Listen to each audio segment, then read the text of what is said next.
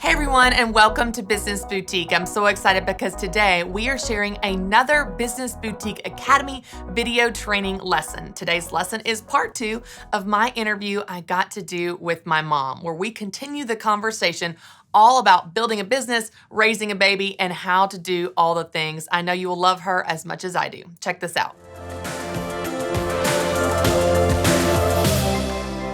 Hey y'all, and welcome to the second part of a very special interview with my mom, Darlene. In the first piece of this interview, we talked about how mom got the idea to start her cake shop all those years ago.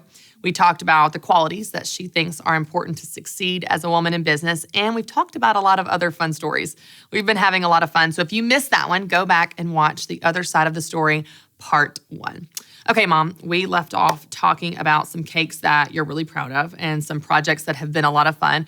But I know that along the way, there have been some mistakes and hurdles and challenges, things where you maybe learned the hard way. But I would love it if you would tell our listeners, our viewers, maybe some of those stories too, because they're struggling and they're making mistakes. And many of them may get down on themselves, feeling like, oh man, I screwed this up. I'm not cut out for business, or I've had a failure. How do I keep going? So talk a little bit about what are some of those either mistakes you made or times when you felt like you failed, and how did you get back up afterwards?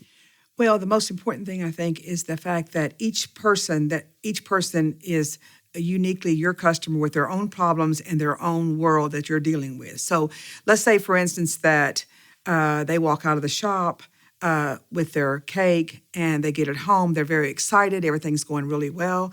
The party's going to start in 3 or 4 hours, and their cat just eats the whole cake.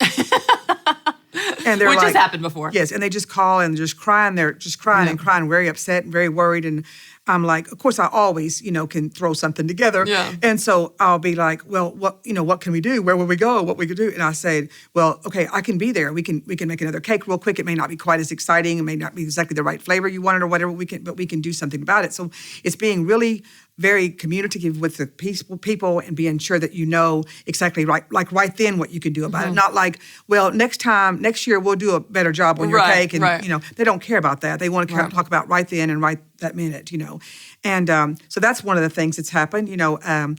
We've had hilarious delivery people before that haven't really cared a whole lot about how the cake got there.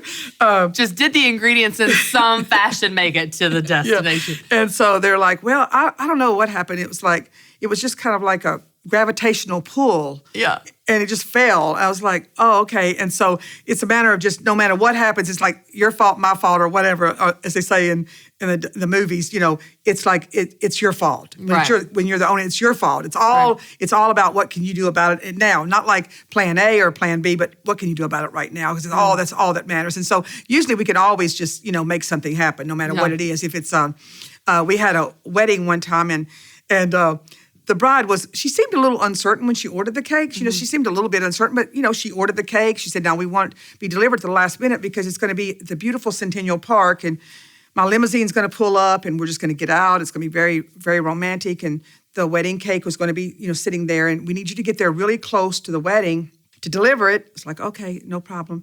And so the only problem is she wouldn't get out of the limo, and the cake was just like sitting there in the sun. It's just... Oh, that's right. The sun just kept on, the sun kept beating down. And of course, it would have been no problem if she just gotten out of the limo. Right. But so, it's like stuff like that. And so finally she got out of the limo and the cake was just barely hanging on. Yeah, like melting, Yeah, just barely hanging on. And so it's just all kinds of situations that you couldn't possibly imagine the things that your customers can get you into. No. They can just get you into more stuff. And as soon as you say yes, you're in trouble. Because you're like, well, you said yes. Right. You said yes, you could do it. You said you would be there for the monkey cake. Yeah.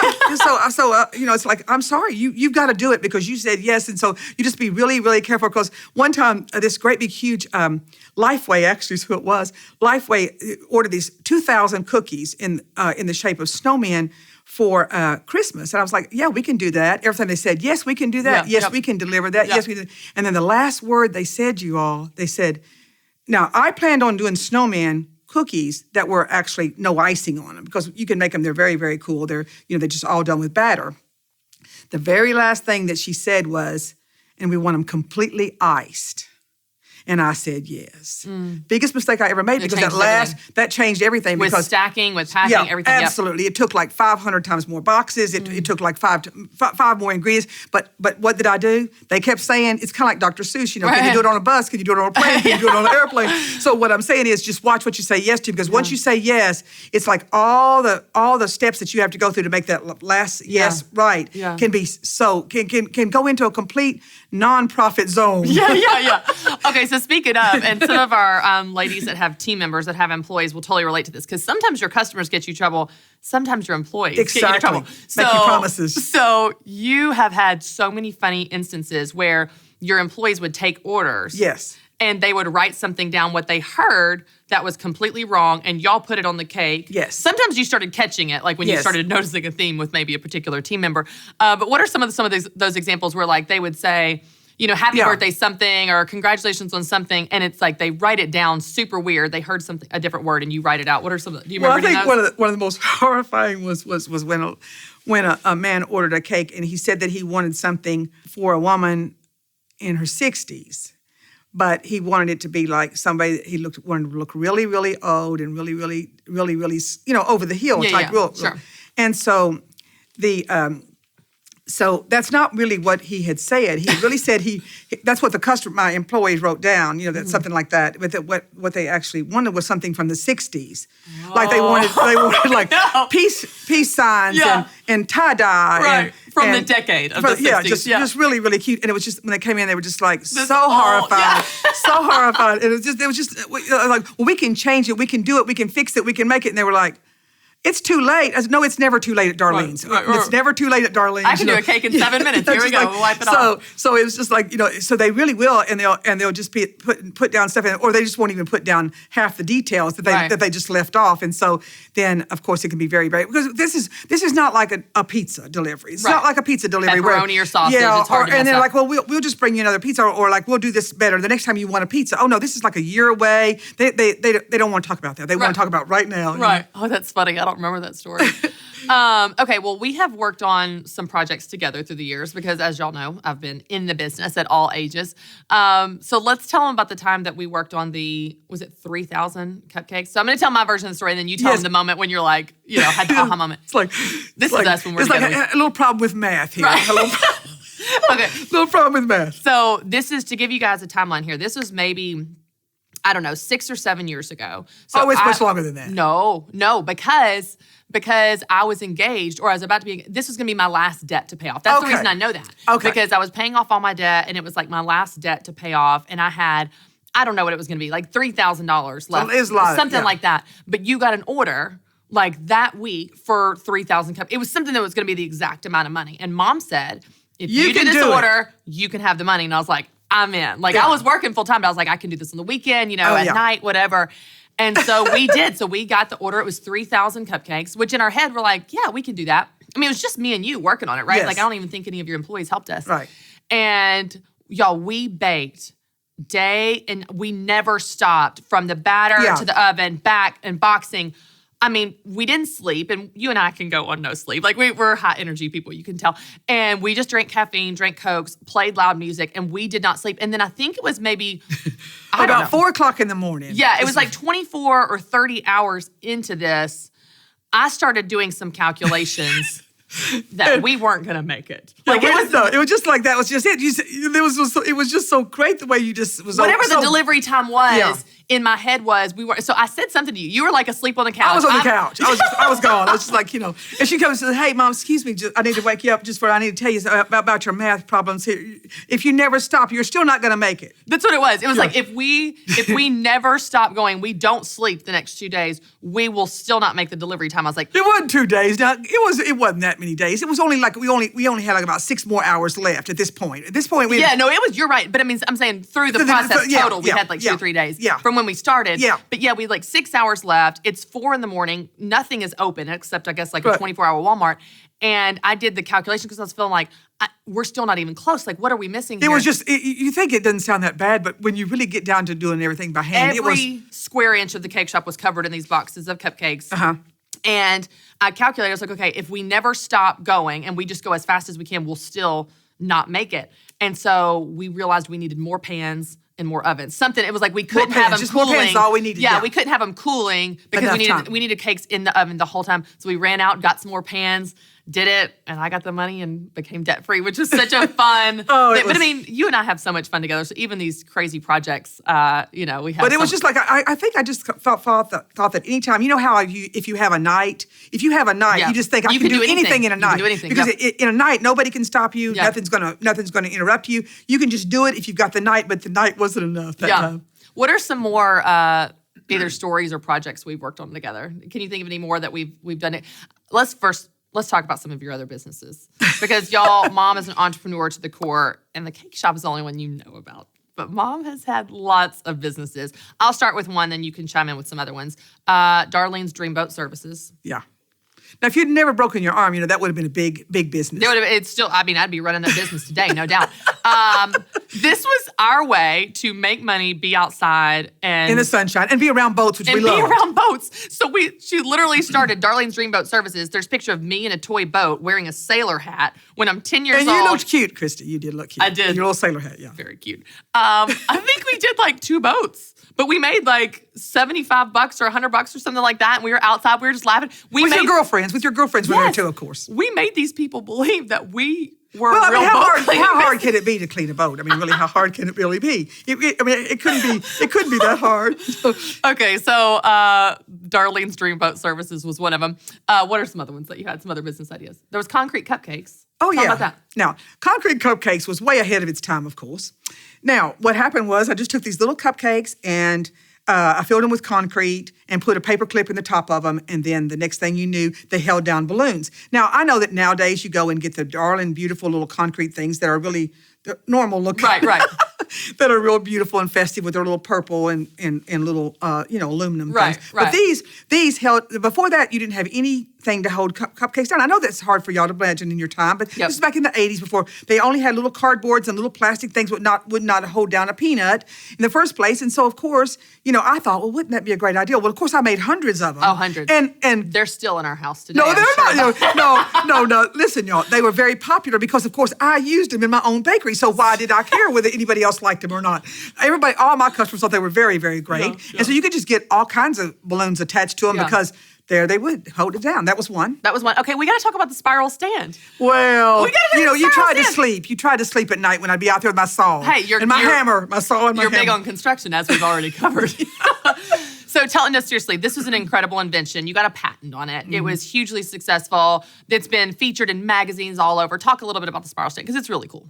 Well, it was just I came up with an idea. I would go out in the garage while you were trying to sleep, Sure. in middle school. I do remember this. And trying to do your homework, and you could just hear the saws going. It just didn't bother me at all that of course, nothing was working that I was trying to do. And so I took it to a place, and they said, I said, I really want to make this bend. They said, you can't bend glass. I said, I know you really can't bend glass, but if you could. I said, what about like plexiglass? They're Right. like, no, you can't bend plexiglass either. I'm like, well, but what if you just cut it in a circle and just put it up kind of like a slinky, Yeah. and then it would just turn into a curve? And they were like, well, yeah, I guess you could do that. So then that's how it actually started. And then what it is, I had all these customers that would come in the bakery, and they'd be like, it's kind of like the customer you just mentioned in the earlier segment that said that they wanted this huge cake, but they only wanted to serve a few people. Mm-hmm. Well, lots of wedding, they want a really huge production, but they don't really want a whole lot of lots of cake to serve. A big cake for like photos, like visually, but they don't want all the this cake. was just a spiral that would actually you had not that much cake, but it was really huge. It made it look like a big show, and you could put lots of little cupcakes and stuff on it. And so that's what I worked on, and I would just keep on and on and on, and I would take it to places and try to get them to do it. And and when I couldn't do it, of course, with my saws. But I finally did it, and it was very, very discouraging because, of course, everybody thought it was ridiculous. And it really still is kind of ridiculous. Nobody ever uses that much lately. But the thing about it is it was a big thrill for me. And well, it was very new and innovative at the time. Yeah, at the so time, this was I don't know, 15 years ago or Yeah. something like that. And if I remember correctly, you had a metal version that was like stationary where if you guys could picture this, I'll try to get a picture for you guys and put it in the video.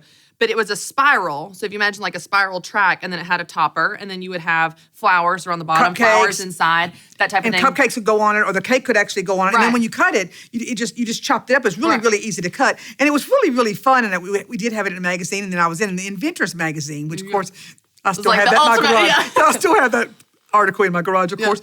And women inventors. That was the name of the front cover. Yeah. Women inventors, and yay. And then you had a plexiglass version, like you said, where Yeah. it was flat. Yeah, you and just pull it up. You shipped it. Yeah. You shipped it to people with the columns. Yeah. And they pulled it up literally like a slinky and stuck in the columns. Yeah. They could assemble it themselves, which is so that was cool. that was my glory days. Yeah. Bruce No, but Springsteen. it's so funny because you have no shortage of ideas, which I drive my team crazy with all of my ideas.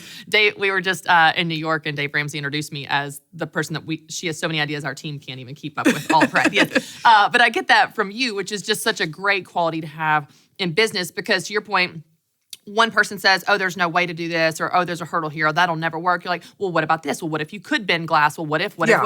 And you just are always finding a way around those hurdles, which is certainly been a quality that's been attributed to you being able to be in business for so long, for, 35 years. So now we joked about this a minute ago, but you don't have to do it now. You still do it. You still make cakes for people, wedding cakes or cupcakes or whatever.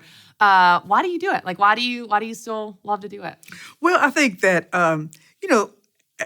you all wouldn't really, all you young people, that are probably, listening to this, would probably not think about this. But whenever you get older, you could just become sidelined. You could just be, you're no longer really in the mainstream of what's going on in life. Yeah, you're just kind of out here retired or sitting in your rocking chair or which of course, I like the fact that people still call. They'll be like, well, Darlene, you made my great grandmother's cake. Right. The other day someone called and said, are you still alive? What did you say? Like, yeah, thank you. And so she said, I just didn't know that you were still alive. And she said, you made my, wedding in 1984 or whatever. And so it was so cute. But I like the fact that you're still, you're still in the mainstream of what's going on in their lives. You're part of their lives and their celebrations. And I think that's what I like about it the most because, you still feel valid. You still feel like you have something to contribute because it's something you can still do and it's something people still want. And there's a lot of businesses when you think about it that have started in 1984 that are no longer really anything relevant. Yeah, exactly. Because they're like, we have something for that now. We have an app for that now. We don't need you anymore. And so now it's like with this, it's still something that it really can't be done by a machine that can just be push a button. The personalization of your products is extremely important. That's why I think that's important. And I think that's the reason why I like it because and then, if I want to be gone for a few days, I can be like, I'm sorry, I'm at a seminar. It could be Christy's seminar, of course. But watching her two crazy boys at the seminar. But I could be like, I'm at a seminar. I won't be able to do any cakes today. Yeah. But I love it. I just still love it, It's so fun too to see how Carter, who's 3 now, it's like even passing that on in a way to this generation, my little ones. But he has this little truck he gets in at the house and he's in this pretend phase, which is so fun. And just this weekend, he got in his car and he said, I'm leaving, see you later. And I was like, where are you going? He's like, I'm going to the bakery. I'm going to bake some cakes with Grammy. And, it's like he loved that he knows that about you. And I remember growing up too, everywhere I went, I was mom was a celebrity in Nashville of the cakes, because I would go to the doctors and I'm like, oh, your mom is Darlene. 6 years ago, she made this cake. It had little balloons in it. And they tell me their whole life story. I'm like, that's so great. But everywhere I went, schools, doctors, dentists, anything, they always knew your cakes and knew you. And so it's just fun. And then one of the other things that was really cool about the fact that you're still doing it is obviously you did not only all of our birthdays and did the boys' birthdays, but you did my wedding cakes. And, everyone asked me my whole life, I bet your wedding cake is going to be 7 stories high. Like, because because your mom can do anything. And I think it was so fun what we ended up doing. So for our wedding, I didn't want some huge, massive cake. We actually didn't do a specific cake cutting. We cut out a lot of the traditions. We got married a little older and wanted people to just kind of have a good time. But Mom did 8 small wedding cakes. So they were 3 tiers. And I don't know, what do you think? Like this high, Mom? It's not really small, but smaller than massive. They were pretty small. Yeah. They were 3 tiers each, and they were all decorated different within our color schemes, and there was one per table. So every table had their own miniature wedding cake, and they were all different flavors, and we had a little note on the table that said, your cake flavor is carrot cake or red velvet or whatever. But after you try yours, get up and mingle and try other people's cakes. And it was the coolest moment. Like, it created the moment that is exactly what I wanted, which is my family mingling with Matt's family and guests that didn't know each other. And everyone's going around like, what kind of cake do you have? Because there was plenty for everyone to try everyone's.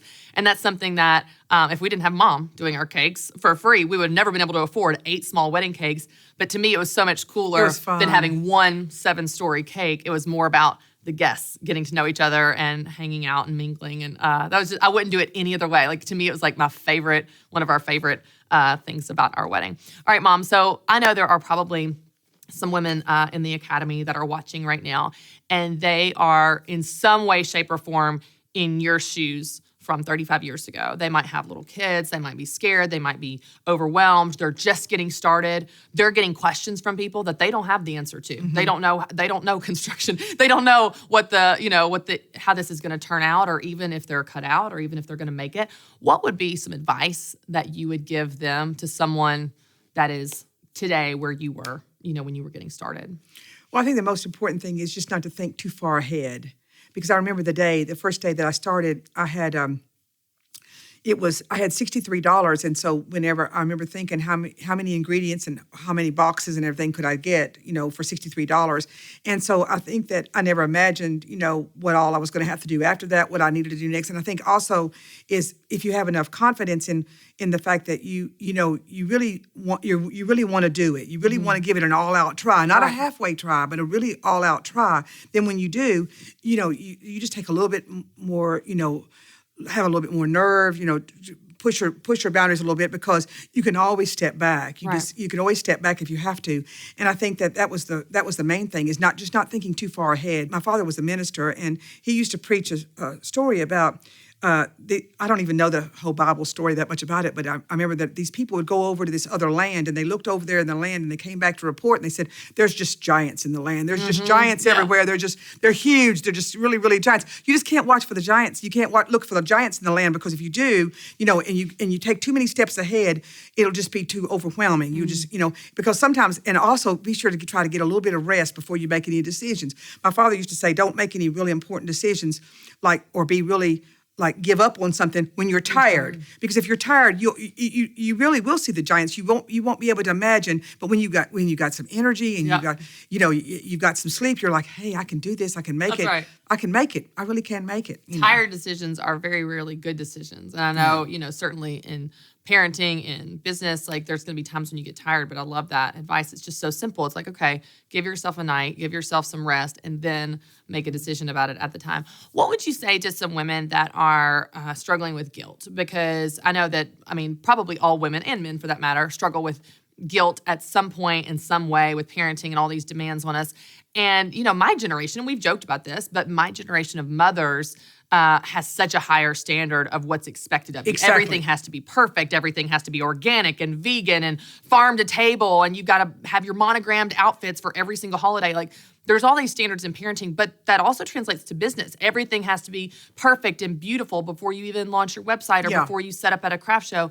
And you might feel this guilt of well, I'm not as good as Susie over here, or I'm not as great of a mom as this person. What would be some of your advice from someone in your generation that didn't have quite those standards, but you still dealt with your own guilt? We joked about the van, but we slept in the back of a van that had no seats in it. It's it was easier in some ways back in the 80s of things that were okay. What about for these moms now that have this guilt and have this pressure on them? What would be some of your advice for them to kind of get through that? Well, I really feel like sometimes it's almost just turning the tables, because I think that in today's world, when people are used to everything being so perfect, I think that everybody kind of likes the underdog. Yes, have you noticed that's true. They kind of like the underdog. They're like, well, look at that poor little pitiful crafts fair. She doesn't even have a tin. Look at Barbara Parker. She's pitiful. Yeah, she doesn't even have a craft tin. Poor thing. I guess she couldn't afford one. But then you're just like, well, I think I'll just go over there and buy something from her. Yeah. She would really appreciate it more than the person that just,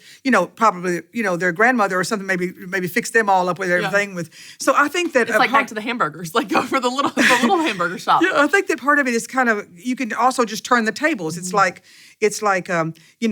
I know that if you think about it that way, it's a little bit easier to make yourself feel comfortable about not feeling like it has to be right. Because if you wait till it's all right, if you wait till it's all perfect, then you'll just be fine tuning it for several years. You'll be like, well, and now you'll never actually launch anything. Yeah, because I think that, like I said, but once you take The Power of Intention by Wayne Dyer, but it's really true. Like the power of if you just say it out loud, you just say it to your friends. You just say, I'm going to.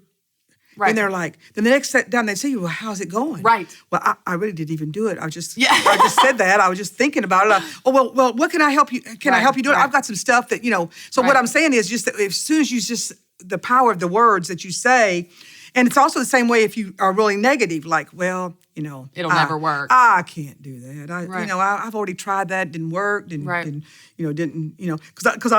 with all my ideas, I'll come across with somebody and I'll say, what about this? Have you tried that? We've already tried that. Yeah. No, that doesn't work. And I'm like, but have you tried it, on Saturday or Tuesday?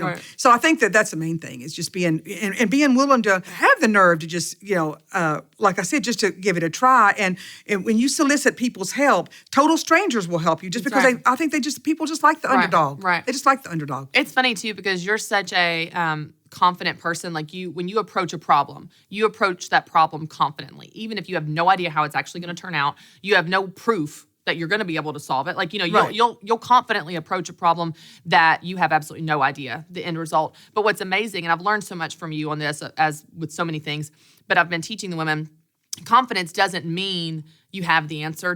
Confidence doesn't mean it's all going to turn out perfectly. Confidence simply means you're willing to try. Mm-hmm. Like that's what really confidence is. I'm willing to give it everything I have. I'm willing to figure out how to fix this spiral stand or build out your showcase window or whatever. I just know I'm going to try really, really hard. And if that's the case, if that's your parameters for confidence of just you're willing to try, you're willing to believe and go for it, then you're going to see so much more potential realized than, to your point, the opposite of, oh, it'll never work. Oh, I'm just going to stay stuck because that's never going to work out.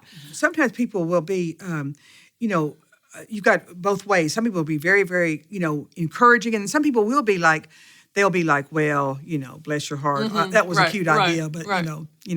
Well, and it's funny too because I think you and I are the type of people where if someone says we can't, it's like that's just fuel. Like you can use that to fuel your fire of like, oh, okay. Like, do you remember years ago, this was maybe 5 years ago or something, here at our company, we did that big Christmas decorating contest. Oh, gosh, I'll make this story real quick because I know we need to wrap up. But I had this idea, lots of ideas, to, over our cubicles, build an entire ice skating rink. Like, our theme in our department was going to be New York because we were having this big contest across the company to decorate for Christmas. And so I was like, oh, we could make I'll take, again, 4x8 from Home Depot of those white boards and build them together with white tape and make an ice skating rink. And it's going to be Rockefeller Plaza. I'll get real Christmas trees and smush them around the column. Make them one big one? Yeah. And our leader at the time was like, that'll never work. And I was like, challenge accepted. And I spent, I don't know how many hours after hours here building that ice skating rink myself, just me, 4x8, no help. And I think I did some type of rope around or some type of string to tie these real trees to the column. To make it look like one big one. It was huge. I'll try to attach some pictures to this video as well. And I did it. And so much of it was like, you said I can't do this. I will find a way to do this. Thinking so big. Yeah. Sometimes it's good though. It's really a good thing because you sometimes we think too small, I think. Yeah, it's so fun. I've definitely gotten that quality from you, from everything, even from back in Overton days of the pep rally. Like our class would win the pep rally because I'd come up with some ridiculous idea of how the sign's going to float in from the ceiling or whatever for us to win. But it's so fun. Mom, this is so fun. And I know you and I could obviously talk and reminisce and tell stories forever, but I love not only that the women can hear from you, but I love that even as you tell these stories, like you're reinforcing so many things that I teach them on a regular basis about business and about putting yourself out there and being scrappy and persistent and setting yourself apart. And so I'm sure they have just absolutely loved hearing from you since, like I said, so many of them feel like they already know you from the book and from the podcast and all of that stuff. So we'll definitely have to have you back and dive into some more topics. But for today, thank you so much for being here. And I know you're busy, but thanks for taking some time to share with our listeners. Oh, thank you. I was just thrilled. Just thrilled. All right, guys, your action step for this lesson. Are you ready for this? This actually doesn't apply to your business at all. I just want you to call or text your mom and tell her that you love her. how fun it is to have strong women in our lives. And maybe it's not your mom, maybe it's an aunt or a teacher or someone else that has loved on you and built you up. I'm certainly a product of this woman right here. So your action step for this lesson is to call or text or email and encourage a woman in your life that has inspired you and believed in you, that is the reason that you are who you are today. Mom, I love you. Thanks so much for all you do. Thank you.